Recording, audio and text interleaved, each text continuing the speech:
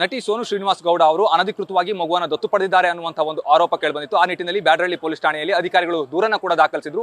ಅಧಿಕಾರಿ ಮುತ್ತು ಅವರು ನಮ್ಮೊಂದಿಗಿದ್ದಾರೆ, ಅವ್ರನ್ನೇ ಮಾತನಾಡಿಸ್ತಾ ಹೋಗ್ತೀನಿ. ಸರ್, ಸೋನು ಶ್ರೀನಿವಾಸ್ ಗೌಡ ಅವರು ಈಗಾಗಲೇ ಮಗುವನ್ನು ದತ್ತು ಪಡೆದಿದ್ದಾರೆ, ದತ್ತು ಪಡೆದಿದ್ದೀನಿ ಅಂತ ಹೇಳ್ಕೊಂಡಿದ್ದಾರೆ. ಅವರು ಯಾವ ಒಂದು ನಿಯಮಗಳನ್ನ ಉಲ್ಲಂಘನೆ ಮಾಡಿದ್ದಾರೆ ಅಂತ?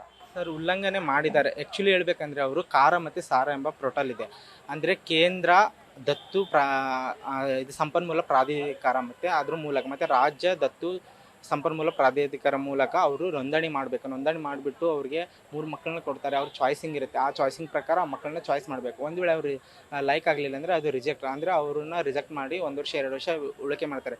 ಇನ್ನು ಏಜ್ ಡಿಫ್ರೆನ್ಸ್ ಅವರು 25 ಇಯರ್ಸ್ ಆಗಿರಬೇಕು ಒಂದು ಮಗುನ ದತ್ತು ಪಡಿಬೇಕಂದ್ರೆ, ಆ ಸಿಂಗಲ್ ಪೇರೆಂಟ್ ಆಗಿ. ಇನ್ನು ಕಪಲ್ಸ್ ಬಂದುಬಿಟ್ಟು 85 ಇಯರ್ಸ್ ಇದ್ದರೆ 0 to 2 ಇಯರ್ಸ್ ಮಗು ಅವ್ರಿಗೆ ದೊರೆಯುತ್ತೆ. ಈ ಥರ ಪ್ರೊಸೀಜರ್ ಇರುತ್ತೆ. ಅಂದರೆ ಅವ್ರ ಏಜ್ ಗ್ರೂಪ್ ಮೇಲೆ ಮಗುವನ್ನು ದೊರಕಿಸ್ಬೋದು. ಅದು ಸಾರ ಮತ್ತು ಕಾರ ಪೋರ್ಟಲಲ್ಲಿ ರಿಜಿಸ್ಟರ್ ಮಾಡಿದ ನಂತರ.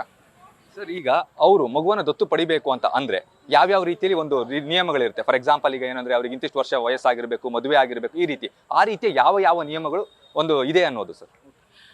ಮದುವೆ ಆಗ್ಬೇಕನ್ನೋದು ಏನಿಲ್ಲ. ಸಿಂಗಲ್ ಪೇರೆಂಟ್ ಇದ್ರೂ ತೊಗೋಬೋದು ಮಕ್ಕಳನ್ನ. ಸಿಂಗಲ್ ಪೇರೆಂಟ್ ಅವರು ಅರ್ಹರು ಅಥವಾ ಅನರ್ಹರು ಅದ್ರ ಮೇಲೆ ಅವ್ರ ಮನೆ ವಿಸಿಟ್ ಮಾಡಿ ಅವ್ರು ಏನು ಸಂಪಾದನೆ, ಅಂದರೆ ಆರ್ಥಿಕವಾಗಿ ಫಿಟ್ ಇದ್ದಾರೋ ಇಲ್ಲೋ ಅಂತ ನೋಡಿಬಿಟ್ಟು ಸಿಂಗಲ್ ಪೇರೆಂಟ್ ಆಗಿರ್ಬೋದು, ಕಪಲ್ಸ್ ಆಗಿರ್ಬೋದು ಕೊಡ್ಬೋದು. ಇವಾಗ ಕಪಲ್ಸ್ ಬಂದುಬಿಟ್ರೆ 85 ಇಯರ್ಸ್, ಅಂದರೆ ಅವ್ರ ಏಜ್ ಗ್ರೂಪು 85. ಅಂದರೆ ಈಗ ಗಂಡನಿಗೆ 45 ವರ್ಷ ಇದ್ದು ಹೆಂಡತಿಗೆ 40 ವರ್ಷ ಆಗಿದ್ದರೆ 85 ಇಯರ್ಸ್. ಅವ್ರಿಗೆ ಮಕ್ಕಳಾಗದೇ ಇದ್ದರೆ ಅವ್ರಿಗೆ ಏನಿದೆ 0 to 2 ಇಯರ್ಸ್ ಮಗು ದೊರೆಯುತ್ತೆ. ಆನಂತರ ಅವರು ಏಜ್ ಗ್ರೂಪು 90 ಆದರೆ 2 ವರ್ಷದಿಂದ 4 ವರ್ಷ ಈ ಥರ ಆಗುತ್ತೆ. ಅಂದರೆ ಅವರು 110 ವಯಸ್ಸಾಗಿತ್ತು ಅಂದರೆ ಗಂಡ ಹೆಂಡತಿಗೆ, ಅವರಿಗೆ 8 ವರ್ಷದ ಮೇಲ್ಪಟ್ಟು ಮಕ್ಕಳು ಅವ್ರಿಗೆ ದೊರೆಯುತ್ತೆ. ಈ ಥರ ಪ್ರೊಸೀಜರು. ಸಿಂಗಲ್ ಪೇರೆಂಟ್, ಇವಾಗ ಒಂದು ಹೆಣ್ಮಗಳಿದ್ದಾಳೆ ಸಿಂಗಲ್ ಪೇರೆಂಟು, ಅವಳು ಗಂಡು ಅಥವಾ ಹೆಣ್ಣು ಮಗನ ದತ್ತಕ್ಕೆ ಪಡಿಬೋದು. ಅದೇ ಗಂಡು ಇತ್ತಂದರೆ ಗಂಡು ಮಕ್ಕಳನ್ನ ಮಾತ್ರ ದತ್ತು ಪಡ್ಬೋದು, ಅವ್ರಿಗೆ ಹೆಣ್ಮಕ್ಳನ್ನ ದತ್ತು ಕೊಡೋದಿಲ್ಲ. ಈ ರೀತಿಯಾಗಿ. ಸರ್, ಈಗ ಸೋನು ಶ್ರೀನಿವಾಸ್ ಗೌಡ ಅವರು ಯಾವ ರೂಲ್ಸ್ ಅನ್ನ ಸರಿಯಾಗಿ ಫಾಲೋ ಮಾಡಿಲ್ಲ, ಅಂದ್ರೆ ನೀವು ಹೇಳಿದಂತ ರೂಲ್ಸ್ಗಳಲ್ಲಿ ಯಾವುದು ಕೂಡ ಫಾಲೋ ಆಗಿಲ್ವಾ ಅಥವಾ ರಿಜಿಸ್ಟರ್ ಮಾಡ್ಕೊಂಡಿಲ್ವಾ, ಹೇಗೆ ಸರ್?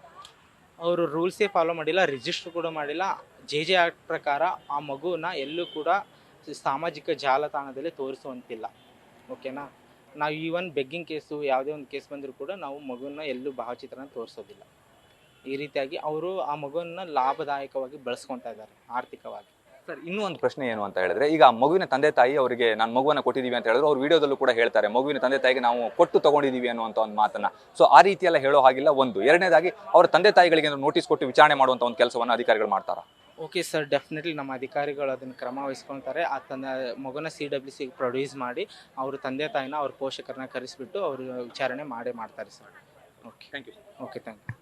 ಇದು ಮುತ್ತು ಅವರ ಮಾತು. ಅಂದ್ರೆ ಯಾವುದೇ ಕಾರಣಕ್ಕೂ ಕೂಡ ಇಲ್ಲೀಗಲ್ ಆಗಿ ಮಗುವನ್ನು ದತ್ತು ಪಡೆದುಕೊಳ್ಳಲಿಕ್ಕೆ ಬರೋದೇ ಇಲ್ಲ. ಮಗುವನ್ನು ದತ್ತು ಪಡಿಬೇಕು ಅಂತ ಹೇಳಿದ್ರೆ ಸಾಕಷ್ಟು ಕಾನೂನು, ಅದೇ ರೀತಿಯಲ್ಲಿ ನಿಯಮಗಳಿದೆ. ಆ ಎಲ್ಲ ಒಂದು ನಿಯಮಗಳನ್ನ ಸೋನು ಶ್ರೀನಿವಾಸ್ ಗೌಡ ಅವರು ಉಲ್ಲಂಘನೆ ಮಾಡಿದ್ದಾರೆ. ಹಾಗಾಗಿ ಅವರ ಮೇಲೆ ನಾವು ದೂರನ್ನ ಕೊಟ್ಟಿದ್ವಿ. ಅವರನ್ನ ಬಂಧಿಸುವಂತ ಕೆಲಸವನ್ನ ಪೊಲೀಸ್ ಅಧಿಕಾರಿಗಳು ಮಾಡಿದ್ದಾರೆ ಅನ್ನೋದನ್ನ ಸ್ಪಷ್ಟಪಡಿಸಿರುವಂತದ್ದು. ಕ್ಯಾಮರಾ ಪರ್ಸನ್ ಸೂರಜ್ ಜೊತೆ ಪ್ರಜ್ವಲ್ ನಿಟ್ಟೂರ್, ನ್ಯೂಸ್ ಫಸ್ಟ್, ಬೆಂಗಳೂರು.